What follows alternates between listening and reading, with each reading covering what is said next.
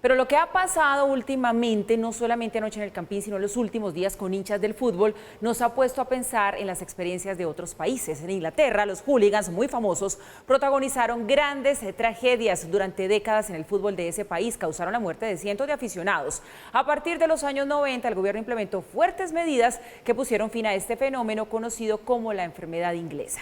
Juliana Rubiano, buenas noches. Detalles de los hooligans. Paula, buenas noches. Pues fueron al menos 10 las medidas que tomó en aquel entonces el gobierno inglés para frenar la ola de violencia.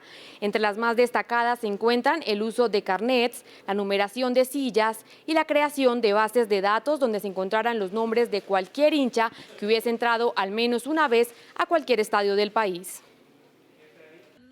En cabeza de la primera ministra Margaret Thatcher, con el auge de los hooligans en 1990 en Inglaterra, inició un proceso de cambios en materia de seguridad deportiva hasta llegar a convertirse en un ejemplo de comportamiento en los estadios. La redacción y creación de leyes para penalizar a los violentos hinchas fue fundamental para ponerle fin a este fenómeno. Quienes protagonizaron hechos de violencia podían ser castigados severamente con la privación de la libertad, así como se les prohibía su ingreso a los estadios de por vida. Las leyes impulsadas para acabar los hooligans también eran dirigidas para la sociedad.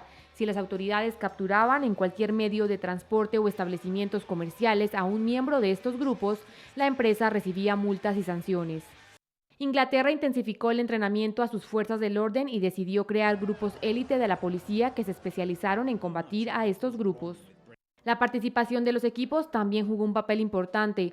Estos formaron grupos de logística llamados stewards, conformados por civiles capacitados para organizar grandes grupos y mediar en caso de ser necesario. La mayoría de los equipos adoptaron las mismas medidas de seguridad, reestructuraron la infraestructura de sus estadios, implementando sillas en todas las tribunas y numerándolas para ayudar en la identificación de los espectadores. La televisión también formó parte del plan de seguridad. Las cadenas ayudaron con la instalación de cámaras con el fin de identificar a los agresores. También se implementaron lectores de huellas digitales y bancos de datos para identificar aficionados. Finalmente se implementó el carnet obligatorio de todos los hinchas. Si alguno se resistía a la medida, se les impedía el ingreso a los estadios.